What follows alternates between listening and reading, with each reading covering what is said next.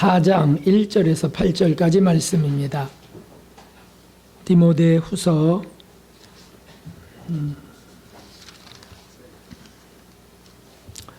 신약성경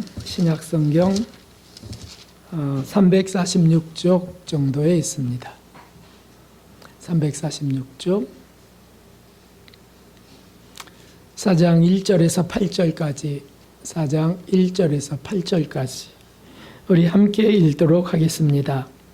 하나님 앞과 산자와 죽은 자를 심판하실 그리스도 예수 앞에서 그의 나타나실 것과 그의 나라를 두고 엄히 명하노니 너는 말씀을 전파하라. 때를 얻든지 못 얻든지 항상 힘쓰라. 범사에 오래 참음과 가르침으로 경책하며 경계하며 권하라. 때가 이르리니 사람이 바른 교훈을 받지 아니하며 귀가 가려워서 자기의 사욕을 좇을 스승을 많이 두고 또 그 길을 진리에서 돌이켜 허탄한 이야기를 좇으리라. 그러나 너는 모든 일에 근신하여 고난을 받으며 전도인의 일을 하며 내 직무를 다하라. 관제와 같이 벌써 내가 붐이 되고 나의 떠날 기약이 가까웠도다.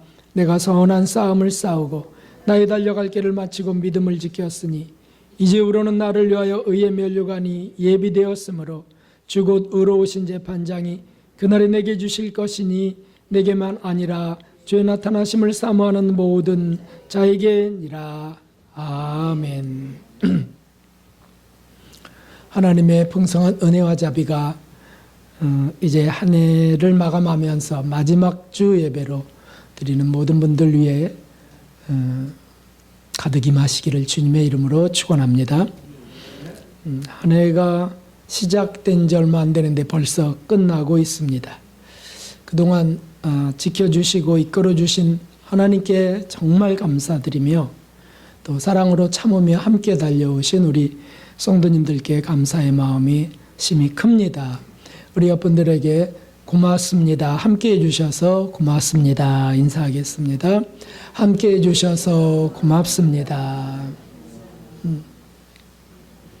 그 인사 속에는 많은 것들이 담겨 있는 거 아시죠?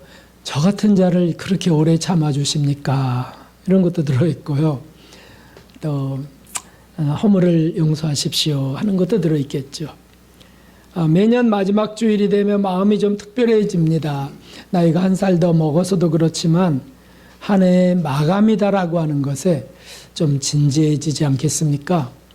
그래서 어떤 분들은 아주 진지하게 이 연말연시 마지막에 진지하게 화투를 치면서 술을 마시면서 이 망년회 같은 것들을 한다고도 하죠. 그러나 그것은 진지한 것이 아니죠. 속상한 일입니다. 그 아까운 시간을 어떻게 그렇게 보내야 될까요? 진지하다는 것은 성찰하고 돌아보고 반성한다는 의미고요. 앞으로의 새날을 새롭게 결심하면서 시작한다. 이런 것들이 아니겠습니까? 만일 한 해가 이렇게 한 해의 마지막 주가 진지해진다면 생의 마지막은 얼마나 더 진지해질까요? 그리스도인에게 이것은 사실 제일 중요한 일입니다. 왜냐하면 성경에서 말씀하고 계시기 때문이죠. 성경은 한번 죽는 것은 사람에게 정하신 것이고 그 후에는 심판이 있으리라 한 말씀을 적고 있습니다. 그러니까 한 해가 지나가는 것이 좀 신중해진다면, 돌아볼 수 있다면, 한 삶이 지나간다면, 내 생애가 끝날 때는 얼마나 좀 심각해지겠습니까? 그래서 아직 의식이 있는 사람들은 이 죽음 앞에서 마지막 유언, 마지막 당부 같은 것을 하려고 합니다. 왜냐하면 생애를 다 살아봤더니 이것이 제일 중요해. 이것만큼은 꼭 간직하거라, 지키라 하는 말씀을 하고 싶죠. 정신없이 살다 정신없이 죽는 사람들은 그것도 없어요. 그런데 오늘 이 본문의 말씀은 그 사도 바울이 성경의 13권을 쓰셨던 정말 놀라운 도구였던 그 사도 바울이 애제자 디모데에게 이제 마지막 시시각각 다가오는 죽음을 앞두고 마지막 편지를 쓰는 거예요. 마지막 당부를 하고 계시다 그거죠.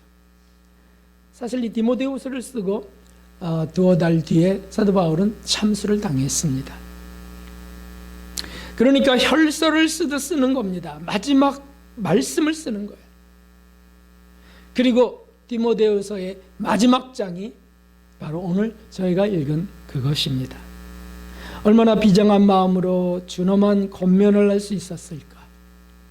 1절에 보면 그 말씀이 있습니다. 1절에 보면 하나님 앞과 산자와 죽은 자를 심판하실 그리스도 앞에서 그의 나타나실 것과 그의 나라를 두고 엄히 명하노니, 여러 번 강조하고 있는 말씀입니다. 이제 나는 곧 죽는데 그 관제와 같이 부음이 되었도다.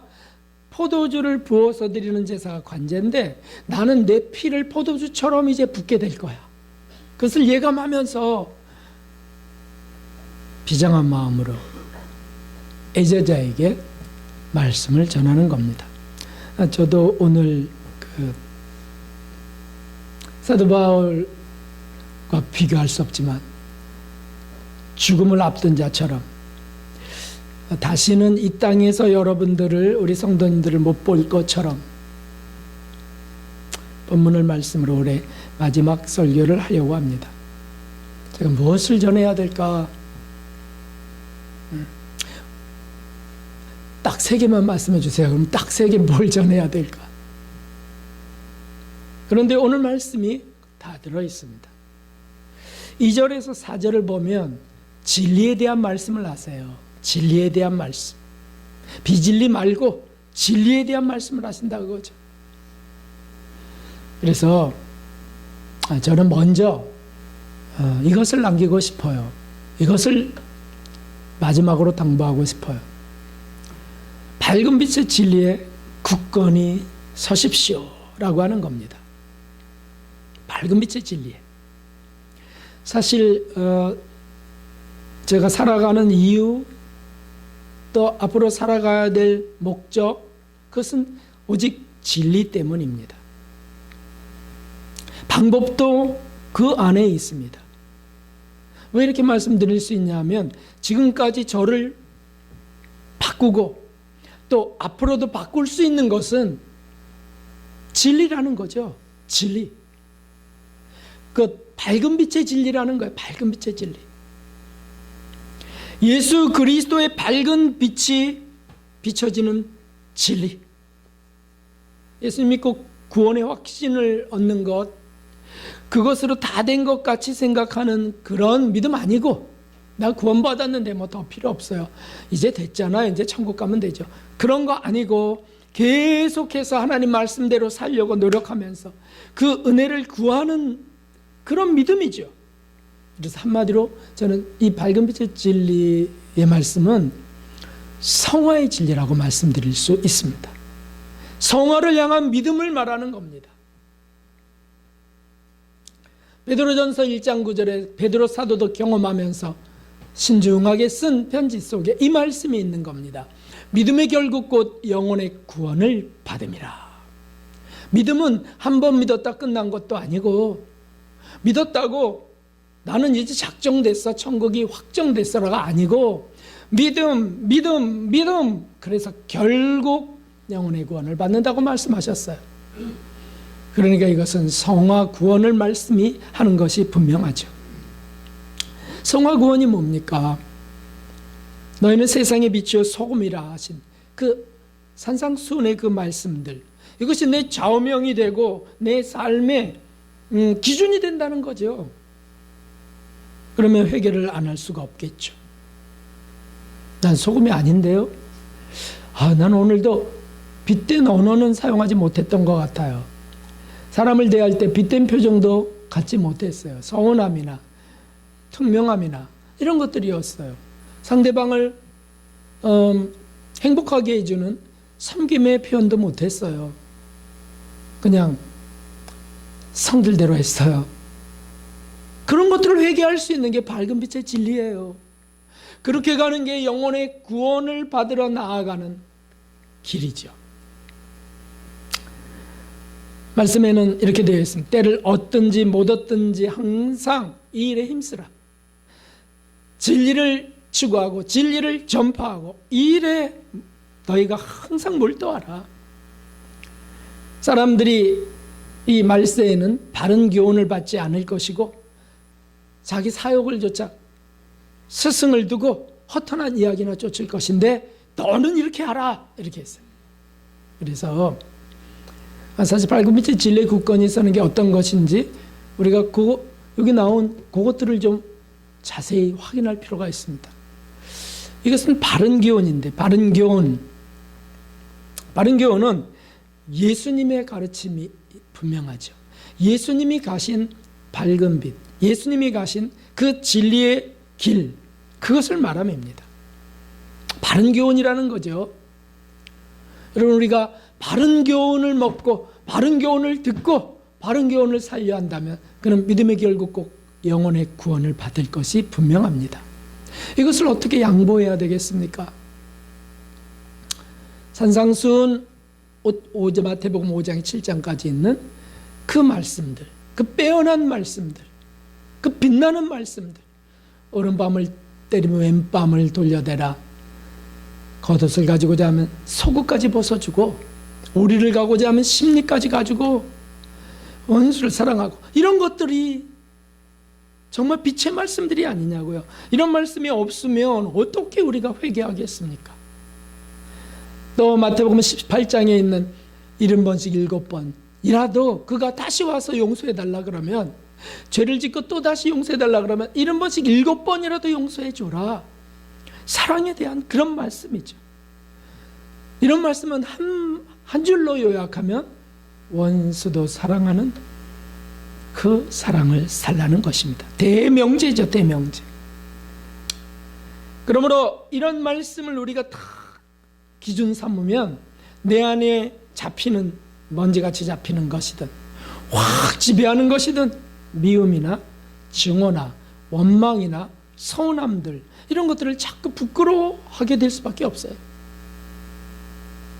그리고 나는 힘이 없어요, 저는 사랑할 수 없어요, 어떻게 이기적이에요, 이렇게. 그래서 은혜를 구한다는 거죠.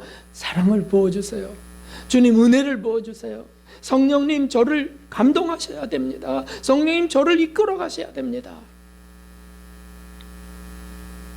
쉬운 일은 아니지만 성령 하나님을 의지하고 힘써 구해가는 그 길이라는 거예요. 그 길. 그 길로 가십시오 라고 하는 게 마지막 말씀이에요. 사실 우리 교회와 우리 공동체가 증거하는 성경의 핵심 진리가 그것입니다. 영적 성장을 추구하는 믿음, 이거 진짜 믿음이죠. 사실 우리 교회가 설립된 이유가 거기에 있습니다. 설립 목적 속에, 우리 설립 목적은 교회 정관 속에 기록되지 않겠습니까? 우리 교회 정관이 있는데 거기 분명히 기록되어 있습니다. 제가 잠깐 읽어드릴게요. 우리 정관 제3조 목적이에요. 목적, 설립 목적.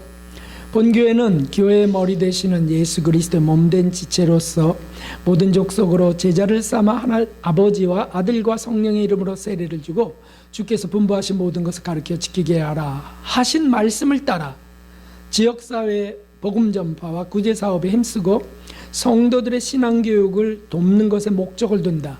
특히 성경 속의 종말론과 성화론을 중심으로 신앙의 성장을 위해 노력하며 산상수훈의 말씀들을 그대로 지키려 하나님께 은혜를 구하며 예수님의 재림을 바르게 준비하는 성도가 되도록 돕는다. 이게 청지기교회 설립 목적이라고요. 그러니까 이 청지기교회 설립 목적에 나는 그 목적이 좋아요 하는 분들이 이 교회로 나오는 것 아니겠어요? 이 교회는 좀 잘못됐네요. 근데 그것이 목적, 설립 목적에 좀 맞지 않는 거라면 그렇게 말해도 맞죠. 목적은 분명히 하고 그 길을 가고 있다면 본인이 안 맞는 겁니다. 본인이. 교회가 안 맞는 게 아니고. 그럼 본인은 본인이 맞는 곳으로 또 갈 수가 있는 거 아니겠어요? 여기는 어쨌든 그렇게 설립되었다는 거죠. 그것이 뭐냐면 밝은 빛의 진리라는 겁니다. 이런 신앙은 세상 넓은 길로 가는 것을 경계합니다. 세상 재물과 하나님을 겸하여 섬기지 않습니다. 재물은 열심히 벌어서 내가 얻은 재물은 하나님을 위하여 사용하는 것입니다. 무엇보다 중요한 것은 이런 믿음이 우리를 회개로 인도하고 날마다 우리를 씻어주시는 거예요. 진리로 저들을 거룩하게 하옵소서. 자꾸 씻어준다는 거죠. 예수님의 보혈, 우리가 회개할 때 이런 말씀 때문에 회개할 때 또 씻게 하시고 씻게 하시고. 그래서 이런 길을 가는 이들은 목표와 방향이 분명해지면 매일매일 회개할 일들이 많아집니다. 교만이나 아직 같은 걸 어떻게 오래 갖고 잠자고 일어나고 그러겠어요. 찔려서 견디기 어렵죠. 매주 이런 말씀이 나가는데 어떻게 가만히 있겠습니까? 그건 양심이 썩어가는 사람이겠죠. 아니죠. 자꾸 회개가 일어나는 거예요. 오늘 또 내게 말씀하십니다. 오늘 또 저를 또 지적하시네요. 성령 하나님 감사합니다. 이렇게 부끄러워져서 정결해지는 것이죠. 저는 그게 좋습니다. 설립하면서 지금까지 정말 이런 말씀들은 너무 감사한 것이 이런 말씀이 변질되지 않았다는 거예요. 여전히 그런 말씀이네요. 목사님 여전히 똑같네요. 이런 말씀 들을 때 저는 참 감사하더라고요. 물론 못된 성질 그대로네요. 이러면 이건 정말 절망이지만 말씀이 처음 시작할 때부터 지금까지 계속 그런 주제라는 거죠. 그렇게 지금까지 나오면서 질리지 않으신 여러분, 전 정말 축복합니다. 이런 말씀이 질리지 않는다면 정말 축복이에요. 진리의 말씀인데요. 여러분 성경을 이게 다 읽기는 어렵다면 디모데후서 같은 거 4장밖에 안 되니까 그걸 계속 읽는다고 합시다. 그래서 질려버릴까요? 네? 산상순 한 1000번 읽으면 질려버릴까요? 아니죠. 씹을수록 맛이 납니다. 그게 진리라는 거예요. 그게 영양이에요. 아주 좋은 것이죠. 세상 것은 질려버립니다. 아무리 유명한 가수의 멋진 노래도 3번만 연속으로 들면 5번 들면 그 다음부터는 듣기 싫어요. 10번 들면 지긋지긋해집니다.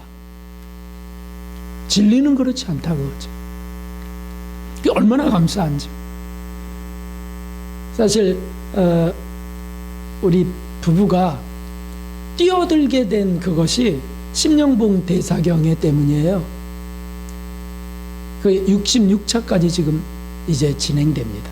그래서 다음 주 월요일부터 이제 되는데 그때 정말 그 전에 2차부터 제가 들었었는데 2차부터 그리고 이제 우리 가족 전체가 거기에 뛰어들면서 아이가 태어나면서부터 업고 가서 들으면서 매번 회개할 기가 생기고요. 매번 은혜스럽고요.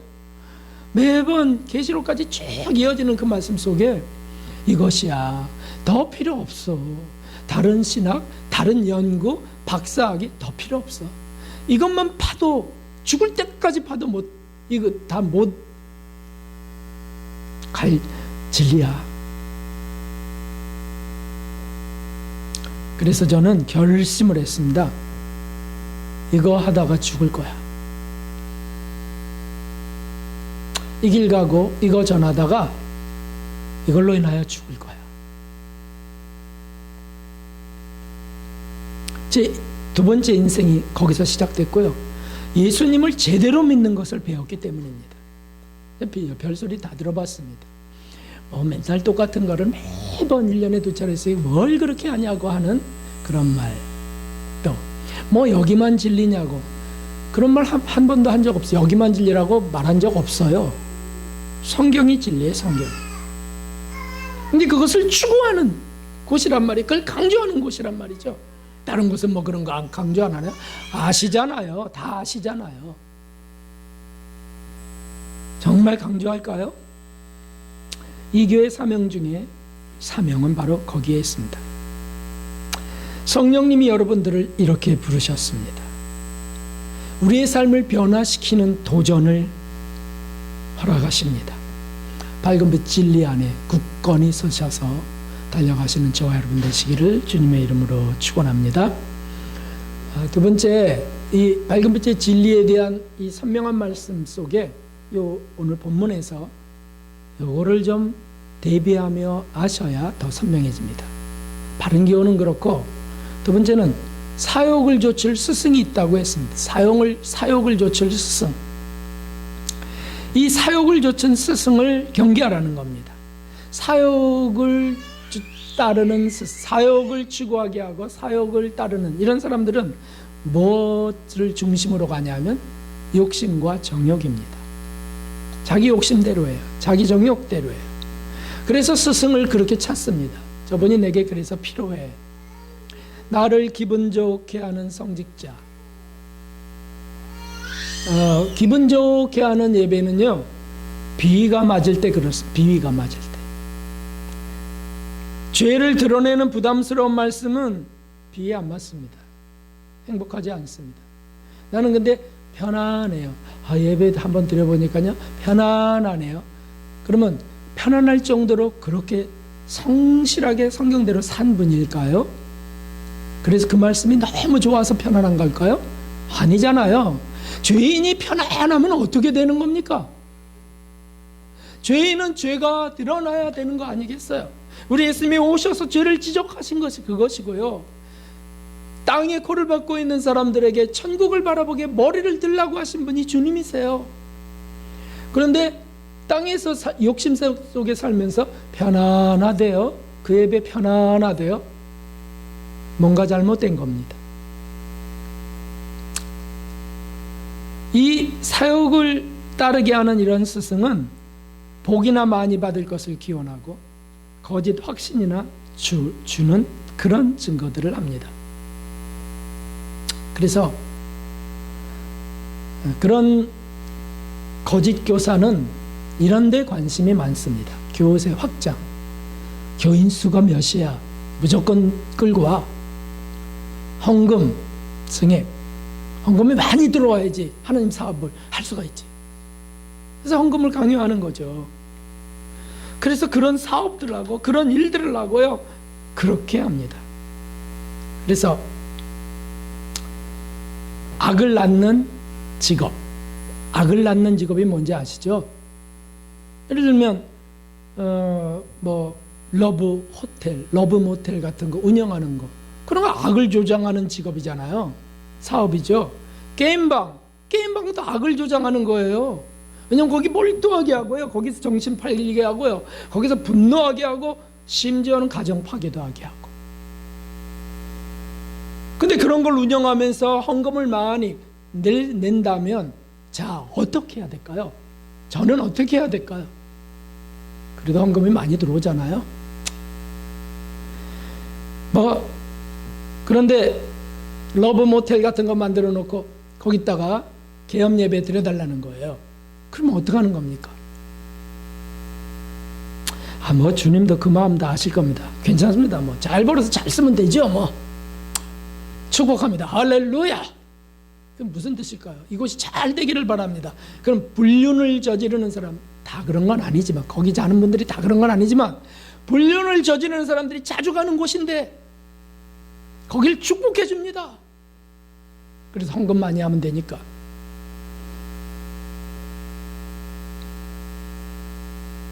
마음 중심이 중요하죠. 마음 중심이 뭐가 들어있는데요? 마음 중심이 뭐가 들어있는데요? 그거야 탐욕이죠. 성경은 그렇게 말하고 있지 않습니다. 중요한 건 여기라는 거죠. 그럼 목사님 생각 아니에요? 중요한 건 성경 말씀입니다. 한번 신명기 23장을 읽어보겠습니다. 시작. 창기의 번동과 개 같은 자의 소득은 아무 서운한 일로든지 내 하나님 여호와의 전에 가져오지 말라. 이들은 다 내 하나님께 여호와께서 가증한 것임이니라. 아멘. 그럼 그런 거를 권면할 수 있는 말씀이어야 되는데, 권면 못하게 된다면 그는 사역을 쫓도록 하는 스승이라는 거죠. 거짓 교사들. 그리고 세 번째 말씀을 성경에서 오늘 말씀하십니다. 허탄한 이야기를 경계하라고. 허탄한 이야기. 허탄한 이야기가 왜 교회에서 나와야 됩니까? 이럴 수 있을까요?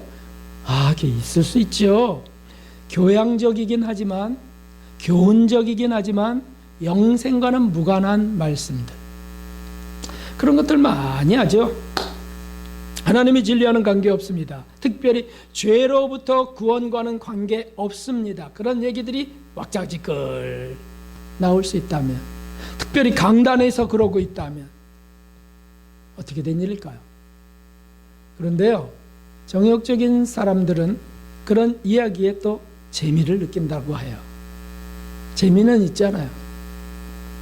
네, 뭐 최불암 시리즈 이런 거 재미 있잖아요. 너무 오래된 얘기인가요? 네. 더군다나 성직자가 그런 얘기를 해요. 제가 그런 얘기를 합니다. 사석에서든 또는 강단에서든. 최불암 시리즈 여러분 세 번째가 뭔지 아십니까? 이러면서 막 응?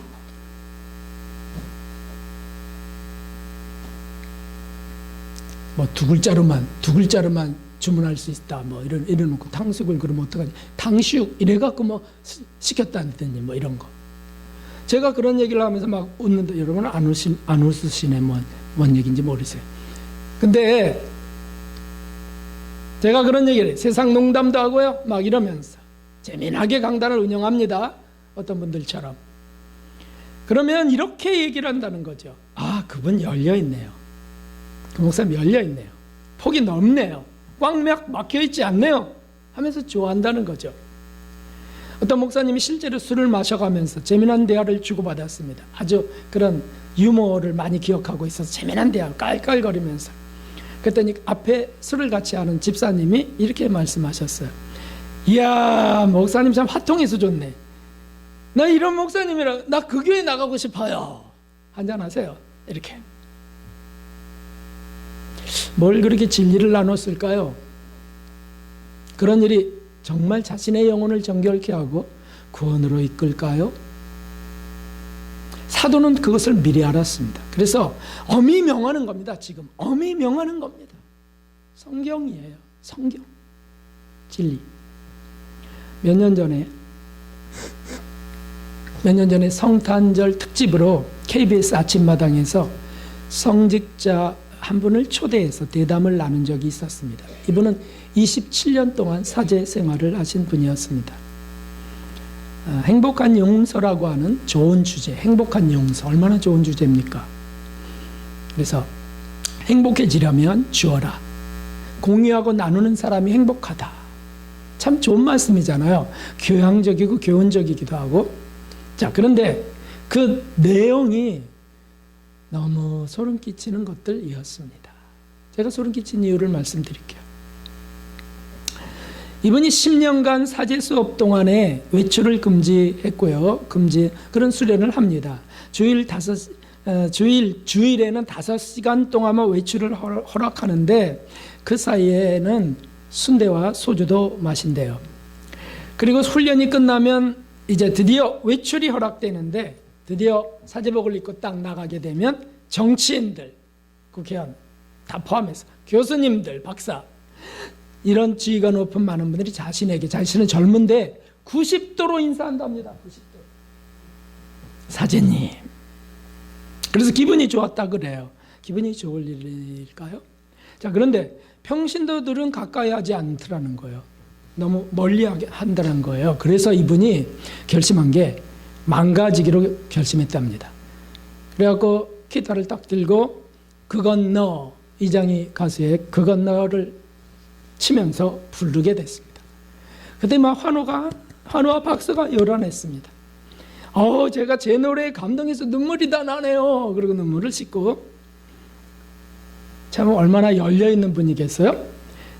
그리고 그분은 이제 드디어 말씀을 조금씩 전해주는 겁니다. 이웃을 내 몸과 같이 사랑하라. 이웃을 내 몸과 같이 사랑하라. 주님은 말씀하셨습니다. 모든 복음과 메시지의 핵심은 이웃을 내 몸과 같이 사랑하라입니다. 이렇게 말씀을 시작하시는 거예요. 맞나요?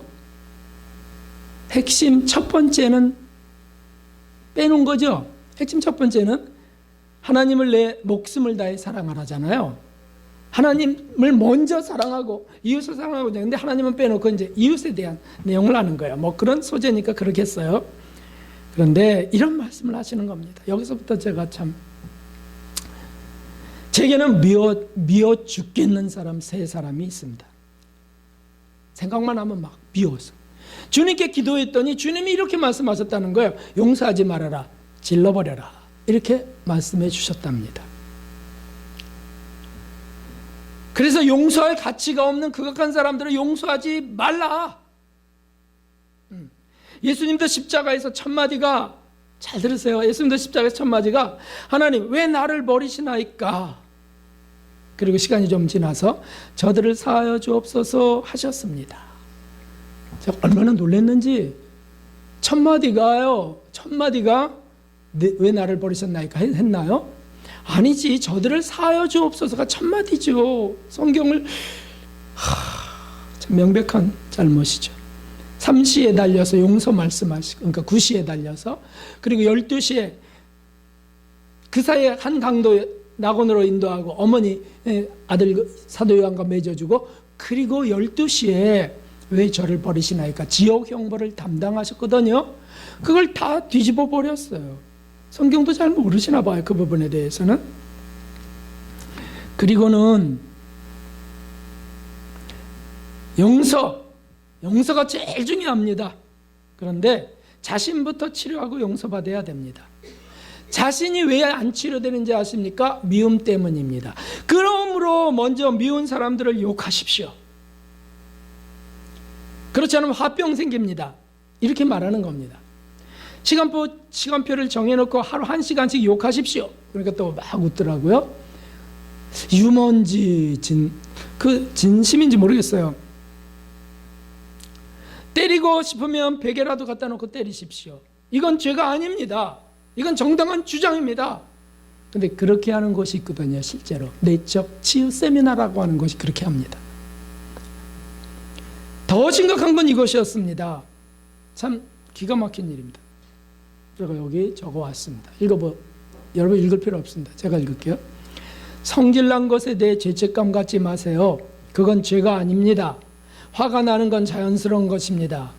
내가 잘못한 게 없는 한은 화를 내는 건 죄가 아니에요. 화를 낼 자격이 있습니다. 우리는. 이게 바른 교훈입니까? 얼마나 속에서 막 분이 솟는지 제가요. 막 주님의 말씀을 농락하는 꼴이 너무 더럽고 가증해서요. 어떻게 27년간을 하셨다는 분인데 어떻게 저럴 수 있을까? 겉으로는 거룩한 복장을 하고 축도를 하고 그럴 거 아닙니까? 성인들의 깊은 참회나 정욕의 실체에 대해서는 정말 모르는 분 같았어요. 인본주의 심리학자구나. 박사기가 있으니까 인본주의 심리학자구나.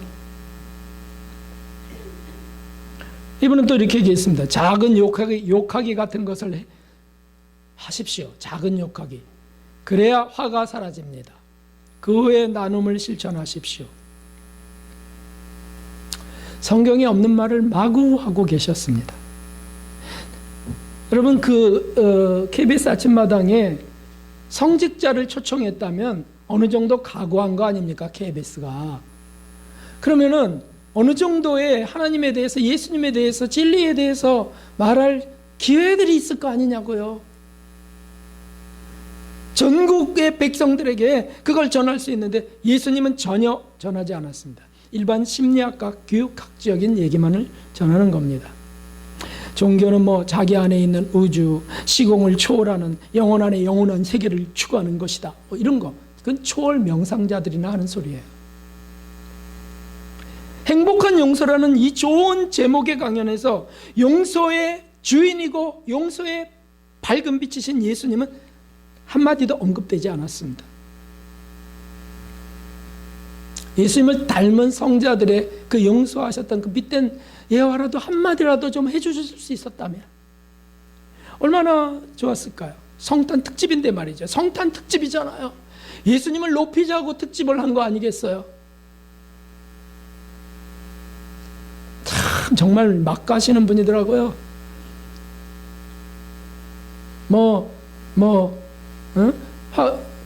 그런 말씀도 하셨어요. 고관들이 자기에게 90도로 절했지만 성도들은 절하지 않았다고, 거리를 뒀다고. 그래서 제가요, 10년 공부는 나무 앞에 탑이라고 생각했습니다. 이렇게 또 얘기하더라고요. 도대체가. 결론은 이것이었습니다. 성질 날 때는 버럭버럭 화를 내십시오. 그 후에는 공유하십시오. 나누십시오. 얼마나 다른 교훈입니까? 바른 교훈, 예수님의 교훈은 이런 것입니다. 큰 소리로 읽어보겠습니다.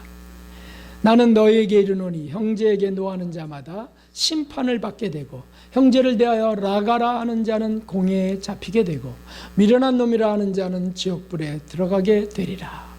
아멘. 저기 라가는 멍청하다고 하는 겁니다. 그러면 예수님의 교훈은 이것이 바른 교훈이죠.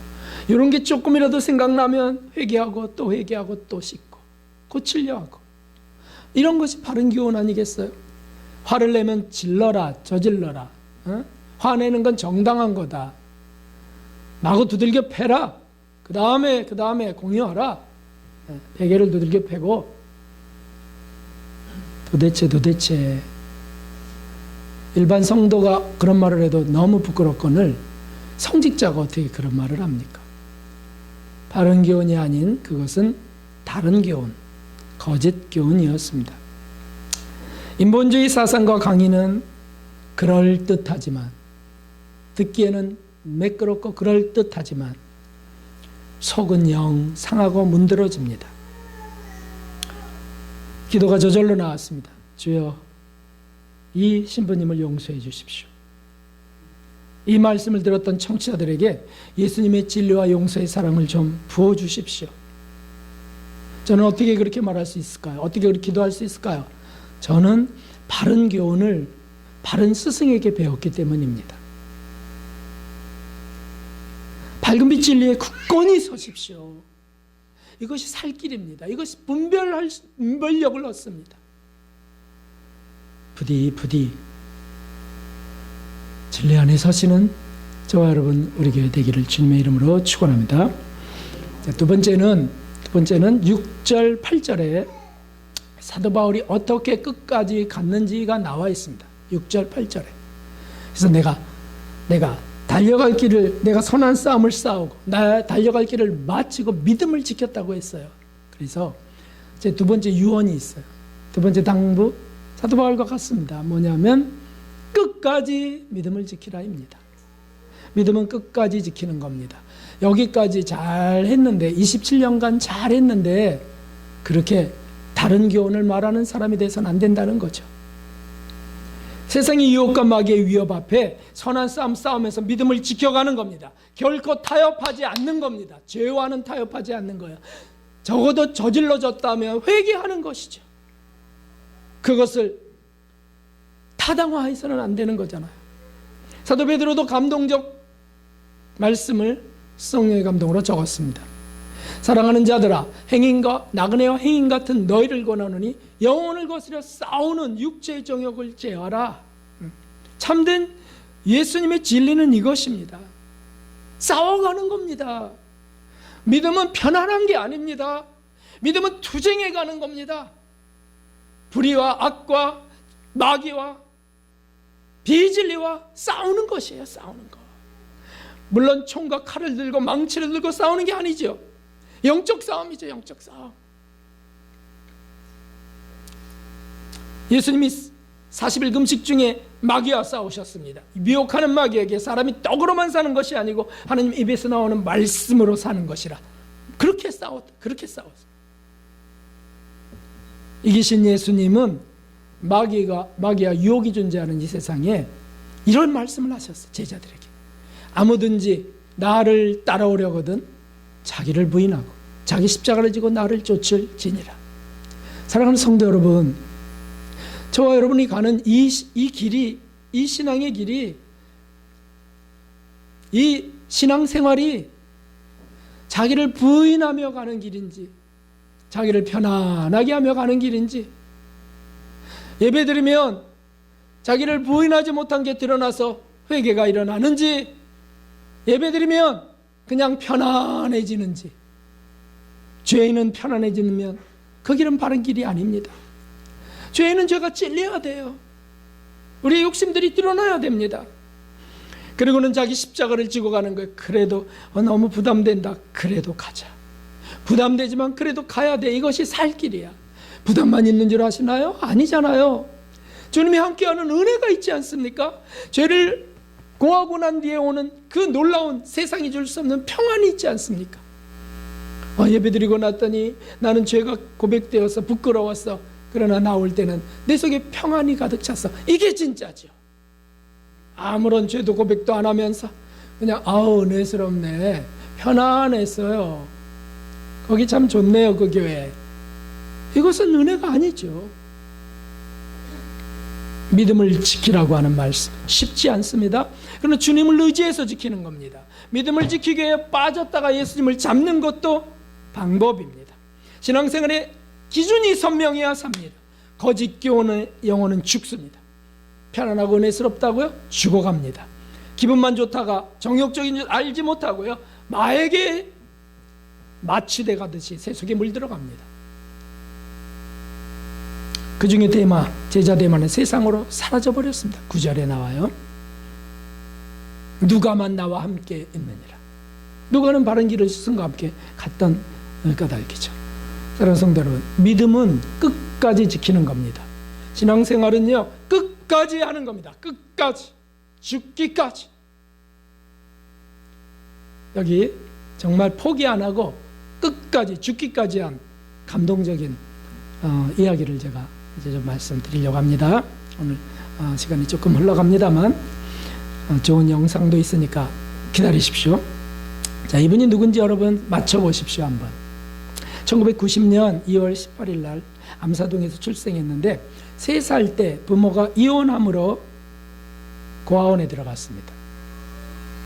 근데 거기서 맞기도 하고 이러면서 5살 때 그 구타가 심해서 혼자 그 보육시설에서 도망쳐 나왔습니다. 5살에서 나왔어. 5살에.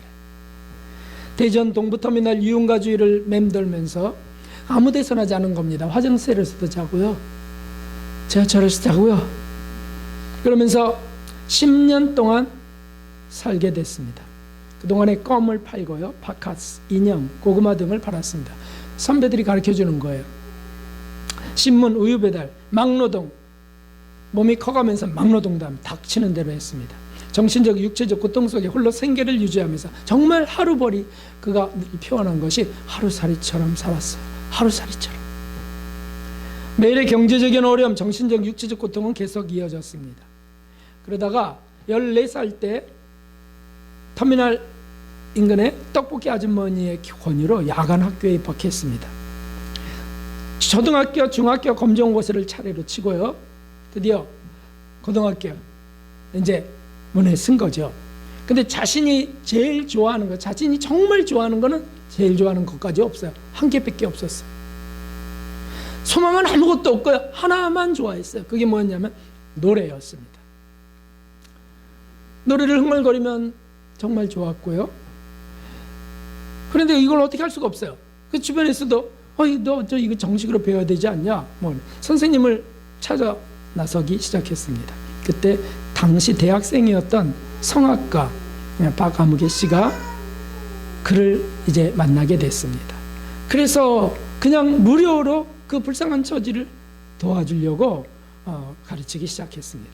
악보조차 읽지 못했지만 그 선생님의 도움으로, 대학생 청년 선생님의 도움으로 대전 예술고등학교의 성악과에 진학할 수 있게 됐습니다. 2006년에. 그런데 레슨비가 있습니까? 생활비가 있습니까? 물류센터에 또 가야 되잖아요. 그래서 오후 8시부터 오전 7시까지 밤을 꼬박 야간 일을 하다가 다리에서 떨어져서 높은 데서 떨어져서 다리를 심하게 다치기도 하고 건양대병원에 입원 치료도 했습니다. 그래서 자살 시도도 해요. 떠돌이 생활을 자살 시도, 교통사고, 납치도 당하고요. 그리고는 떨어진 이후로 생긴 귀 울림증이 있어갖고요. 이젠 정말 살 소망이 다 끊어지는 겁니다. 그런데 이제 2011년 정말 죽지 못해 살았는데 드디어 2011년 생애가 반전되는 놀라운 사건이 터집니다. 그게 이제 노래자랑대에 나간 겁니다. 한번 틀어줘 보십시오. 네, 한번 틀어줘 보시기 바랍니다. 바로 이 청년입니다.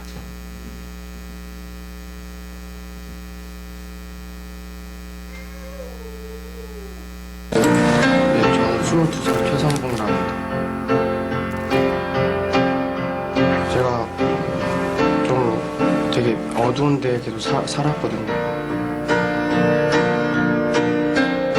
지금도 여기에 도전한 것도 너무 막 마음이 좀 되게 무겁고 좀 많이 그런데 남들처럼 그 사람처럼 되고 싶어서 노래는 못하지만 그래도 부를 때만큼 내가 아닌 다른 사람이 되는 기분이 그런 것 같아요.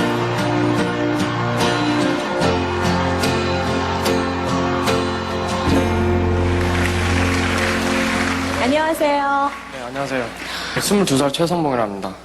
풍기는 외모로 봐서는 지금 무슨 일을 하고 계신지 가늠을 할 수가 없어요. 네, 그냥 막노동하고 있습니다. 아, 새벽에 네. 여기 지원사를 보니까 최성봉 씨 가족상에 아무도 기재가 되어 있질 않아요. 제가 3살 때 고아원에 이렇게 맡겨졌는데요.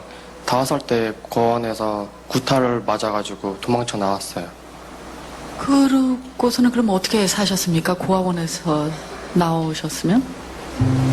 5살 때부터 그냥 껌 같은 거 팔면서 바카스나 이런 거 팔면서 그냥 뭐 그렇게 생활을 했고요. 10년 정도.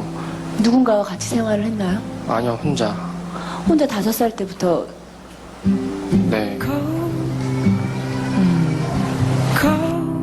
거의 한 10년 동안 그렇게 살았어요. 작은 곳은 그냥 계단이나 이렇게 화장실, 공동 화장실이나 이런 데서 10년 동안 거기서 이렇게 뭐 하루살이처럼.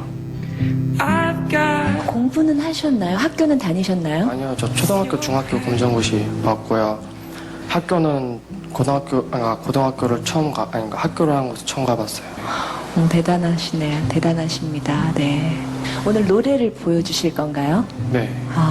평소에 노래를 즐겨 부르셨나요? 그냥 즐겨 부른다기보다는 하루살이처럼 계속 살았다가 처음으로 좋아했던 게 음악이어서 많이 부르진 못해도 되게 좋게 봐요. 좋아해요. 네. 노래 들어볼게요.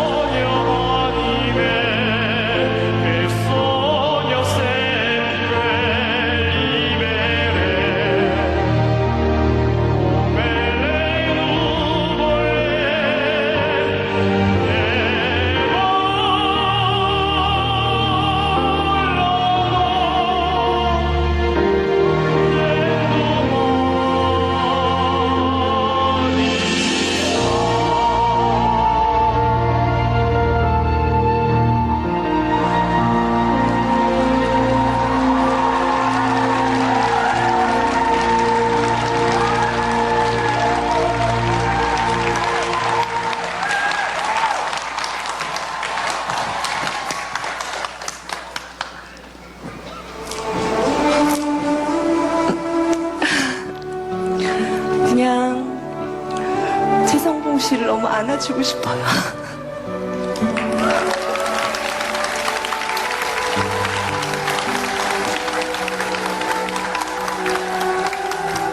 왜 노래하고 싶어요?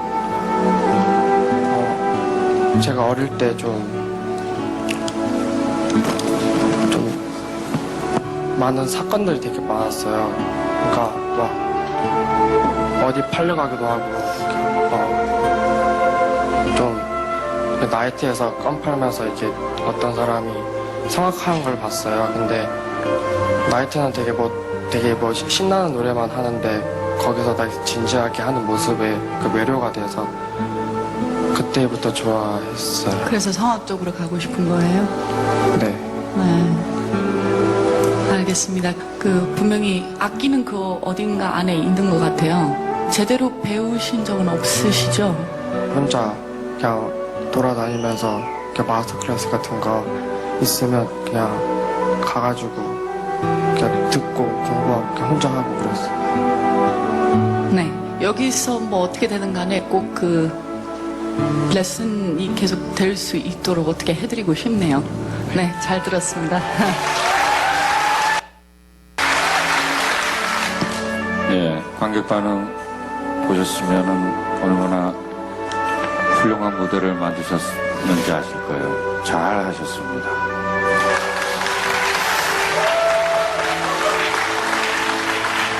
판정하겠습니다. 합격입니다. 네, 장진 감독님 합격입니다. 꺼주셔도 축하합니다. 되겠습니다.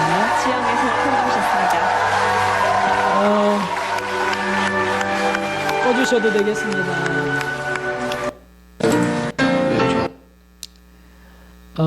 이 감동적 사연이 영어로 번역된 동영상을 통해서 ABC, CBS, CNN 65개국의 주요 언론사를 통해 소개되면서 CNN에서 가장 많이 본 동영상으로 선택됐고 전 세계로 알려지게 되었습니다. 그런데 제가 드릴 말씀은 바로 요 한 줄입니다. 이게 뭐냐면 그가 책을 하나 쓰게 됐는데 자신의 삶을 요약해서 무조건 살아. 단 한 번의 삶이니까 이런 책을 썼다는 거죠.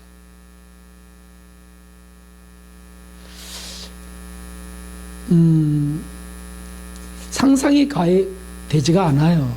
5살에 나와서 얼마나 정말 그냥 죽고 싶을 때가 많았을까. 사춘기 때는 얼마나 더 많았을까. 그랬는데 끝까지 나아간 겁니다. 그래, 무조건 살아야지. 단 한 번의 삶이니까. 결국 믿음의 선생님을 만나게 되고요. 믿음을 얻게 되고요. 그리고 지금 노래 수업에, 성악 수업에 열심을 내면서 나아가고 있습니다. 이건 세상 속의 한 일이었지만 감동이 되죠. 여러분, 주님이 우리 속에 시작한 그 일은 감동이 안 되시나요? 주님이 끝까지 우리를 포기하지 않으시고 인도해 가시는 거 어떻게 감동이 안 됩니까? 우리 인생이 어떻게 감동적이지 않습니까? 주님도 끝까지 진리를 붙들고 가는 이들을 정말 사랑하시고 그를 지켜가십니다. 요한복음 13장 1절에 이 말씀이 있습니다. 6월절 전에 예수님께서 자기가 세상을 떠나 아버지께로 돌아가실 때가 이른 줄 아시고 세상에 있는 자기 사람들을 사랑하시되 끝까지 사랑하시니라. 끝까지. 저와 여러분, 진리 안에 그 진리의 길을 가겠다고 하는 종종 부담스럽고 종종 거북한, 정말 어느 때는 막 떠나고 싶어, 어느 때는 벗고 싶어라고 하는 이 길을 그래도 가는 이들을 끝까지 사랑하시면서 은혜를 부어 가십니다. 끝까지 내일을 지키는 그에게 만국을 다스리는 우리가 시작할 때 확실한 것을 끝까지 견고히 잡으면 그리스도와 함께 참여한 자가 되리라 말씀하셨습니다. 그리고 끝까지 내 일을 지키는 자에게 만국을 다스리는 권세를 주신다고 한 이 모든 것들은 무엇입니까? 끝까지란 단어가 55번이나 기록돼요, 성경에. 끝까지 가라는 거예요. 끝까지 하라는 거예요. 끝까지 참으라는 거예요. 그렇습니다. 그런 이들은 끝까지 하나님이 능력을 부어주시고 이끌어 가십니다. 부디 그렇게 가시는 저 여러분 되시길 주님의 이름으로 축원합니다.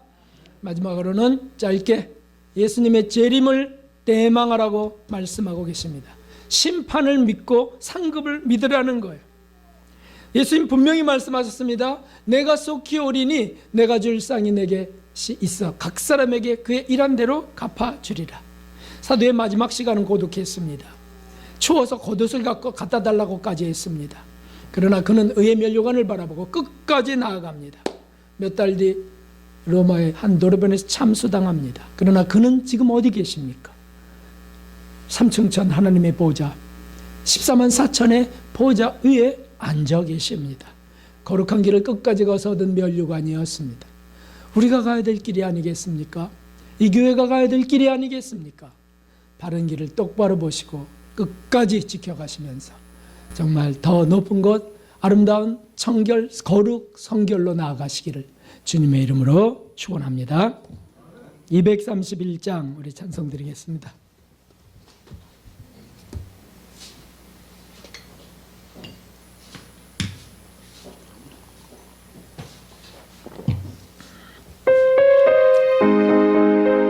우리 박수하면서 주가 맡긴 모든 역사 힘을 다해 마치 밝고 밝은 그 아침을 당할 때 요단강을 건너가서 주의 손을 붙잡고 주의 얼굴 보리 나의 주를 나의 주 서로의 곁에 서서 배우며 나의 주를 나의 주를 손을 보았겠네. 구름 타고 올라가서 주님 앞에 서라 하신 그 얼굴을 배울 때 있을 곳을 예비하신 그 식사가 나의 기쁜 찬송 나의 주를 내가 그의 곁에 서서 배우며 나의 주를 나의 주를 자국을 보았겠네. 이 세상을 일찍 떠난 사랑하는 성도 내가 올 줄곧 이어고 있겠네. 저희들과 한 소리로 찬송 먼저 사랑하는 주를 배우리 나의 주를 나의 주 내가 그의 곁에 서서 배우며 나의 주를 나의 주를 손에 자국을 보았겠네. 영화롭게 시온 성문 들어가서 다닐 때 신을 입고 한번 길을 다니며 근거 문거 맞추어서 새 노래를 부를 때 세상 것을 모두 잊어버리네. 아멘.